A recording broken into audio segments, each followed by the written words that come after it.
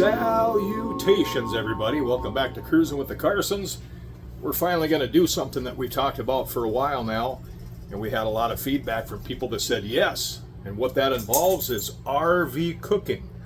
Now, what I want to show you is we're going to make a pork butt today. We're going to start it on a Weber kettle grill, which almost everybody seems to carry with when they're camping, and we're going to finish it out in a roaster. That is correct. We've done this before and it comes out super good, you guys. Now, we love to smoke a lot of meat. We do a lot of ribs, brisket, pulled pork. So when we RV and we travel, I actually have a smoker that I carry with that's a moderate size. Takes up a lot of room, but it's worth it. If you're a big foodie like we are, yeah, it turns out pretty good and the neighbors come running. So what we're going to do today is we're going to show you that method. Now, let me turn the camera around here for you. Oh, Lexi, she can't wait to smell that pulled pork. Anyway, what we've got right here, guys, is, how big is this one, babe? 7.70 pounds. 7.70 pounds, okay. So we've got a boneless pork shoulder here, or a pork butt, whatever you prefer. Now, we let it rest to get to room temperature of about 1.5 hours to 2 hours. Mustard coated as a binder, and our seasonings of choice, we like the Kansas City barbecue. We love these two flavors right here. We tend to gravitate to the sweeter side, but these rubs right here combined are just fantastic. So we're going to take this pork butt, we're going to start it on the Weber kettle grill. So just some good old-fashioned charcoal starter, Weber kettle grill. Now we're going to use what's called the snake method. If you don't know what that is, let me show you. You're going to set up your charcoal in a half circle like this and sprinkle wood chips on top. You're going to do that towards the open side of the grill right here so you can feed it if you need to. We're going to run this chamber wide open to get a lot of that smoke moving through. So let's get that fired up. Now guys, what you're going to do, you're going to take your lighter fluid, all right, and we're just going to douse about 1/3 of those coals in that wood to get it started. Now, reason being, when you light this is going to start to burn, but these aren't soaked with lighter fluid, so those won't catch right away. So the idea is to get a slow burn moving around the grill like so. So what we're using today, guys, is a combination of apple chips and hickory chips. Now, if you've smoked before, I'm sure you have your own preference. Some people love cherry. A lot of times we'll use the maple bourbon. We use this combination because you get a really good smoke flavor. So as this continues to ignite and burn down, you can see here my wood chips are already burning. You're going to want to add wood chips throughout the cook here, and you're going to monitor that. So along with that, make sure that you have a really good meat thermometer, because temperature is key when you're smoking a pork butt. So check that out, guys. You see that? We already got smoke starting to roll, so that's a good sign. See, our coals here are getting to that point. Pretty soon here, I'm going to want to put on that the pulled pork, that pork butt. We're going to get it going. All right, guys, so we've got our pork butt here. What we're going to do is we're going to start this off fat cap down, because you want to protect that meat. All we're doing right now is forming the bark, and we want to get this cooked up to a temperature of 165. So as we're forming our bark, I'm not going to monitor the temp. What I'm going to do is I'm going to keep checking this once or twice every hour for the next 2 to 3 hours. All right, so here we go. We're going to take that fat cap, we're going to come right back here to this side of the grill. We're going to drop that on here. Now you see how we've got that horseshoe formed around the pork butt? That's going to let smoke roll. It's going to let heat circulate, and we're going to start our cook.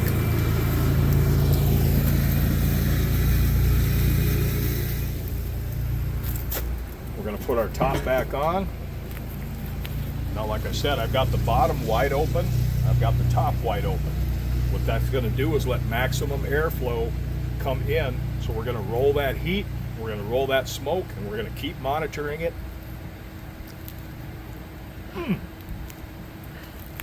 We are now about 1 hour and 15 minutes into our cook, and I'm going to show you what I meant earlier about that whole snake effect. Now take a look at the coals. You see the backside here where we started our cook? Yeah, I just threw some more wood chips in there, but look, we still have quite a bit of coal left to burn and wood chips on top of it. So we're doing a nice slow burn here, and we're rolling smoke. Take a look at the meat. Got a beautiful bark, beautiful color starting to form on it. So we're going to keep monitoring this, and in about another maybe 45 minutes to about an hour, we're going to start probing that meat, and we want to see that temp at about 165, and then we're going to wrap it and show you the rest of the process. Let's see how we're doing. We're checking in on this bad boy. It's closing in on the 2-hour mark, and you can see the burn of the coals.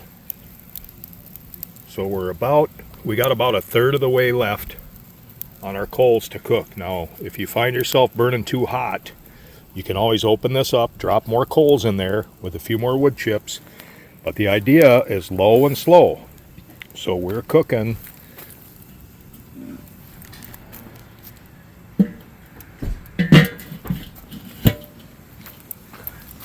There's what my grill is running. Now you want to keep this going at about 250 to 300. Well, my friends, we have reached that point where we are going to pull this bad boy off here. We've gotten up to our target temp of 165. We're going to take this meat inside. We're going to wrap it, get it going on the roaster. And I'm going to turn it over to Kay to show you what we do from here. So Greg brought the pork butt in. Before he brought it in, he flipped it so the fat cap right here is up. You want the fat cap up so you get the fat that goes through the meats, and you get more juicier, tender, moist meat. So we have it in an aluminum pan, and then with that, we seal it. We don't put any liquid or anything in it, and we seal it with aluminum foil.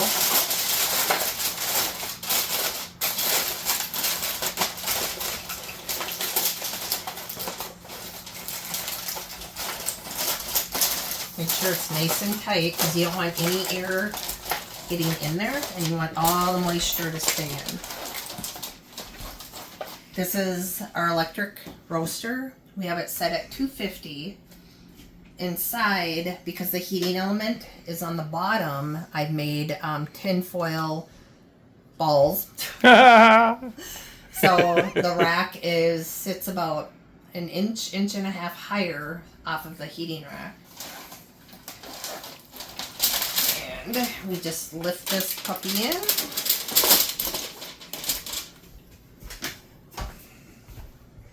Put the lid on and let it go.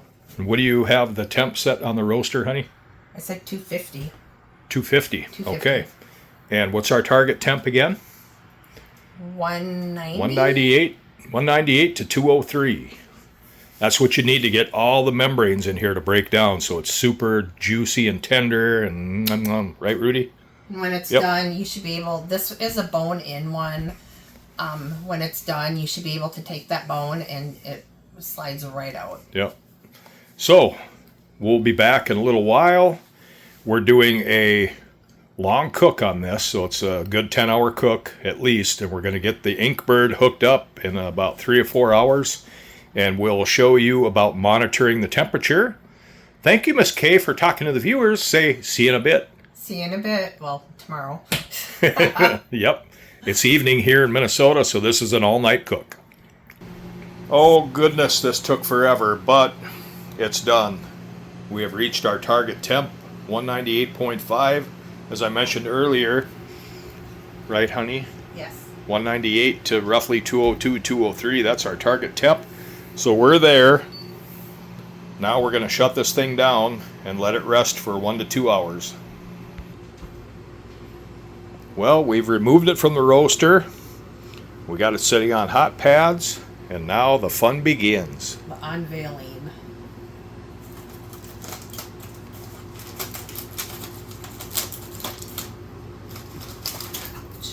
It's hot. Oh my. Well, look at that. Oh, goodness sakes. See that? That's why we don't put water in the pan. Look at all that juice right there, you guys. Okay, now. Looks like a good cook. Nice and tender. So what we're going to do is we're going to get the fat cap, what's left of it that didn't render down. We're going to pull that off of here. And then we're going to show you how to soak up the fat so you can save that juice to redistribute it.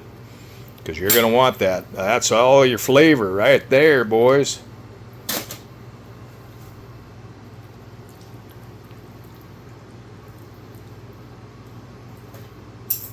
And that's why it's important for fat cap up. Yes, indeed. Okay, the bone's somewhere in here. Oh, oh.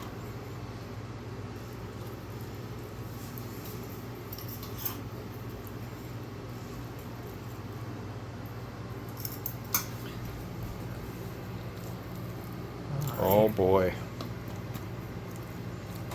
Look at that. Just falling apart. That's what you want right there.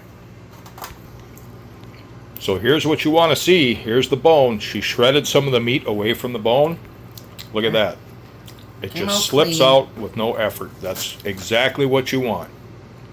So this was a 7.7 pound bone-in pork butt. This is what we got, a cake pan full. And we want some of that juice. And normally you would use like a grease separator.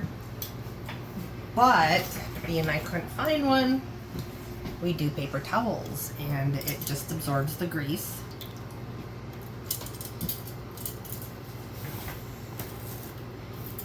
Even though there's a ton of flavor in that fat, if you're trying to do this somewhat healthy, I mean, you just want a little bit off of it so you're not eating solid grease.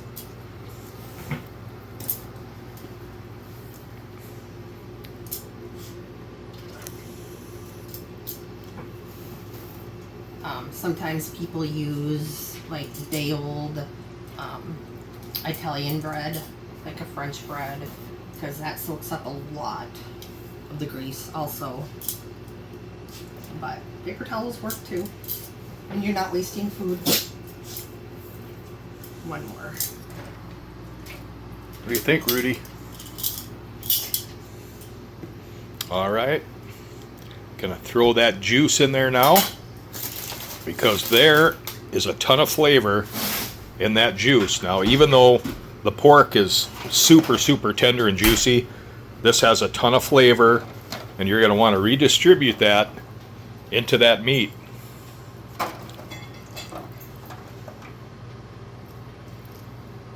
Now, as you pull that pork, Kay took some time, you get the fat out of it, you separate any stringers of fat or anything that's left, but most of that fat should be cooked out and reduced and gone.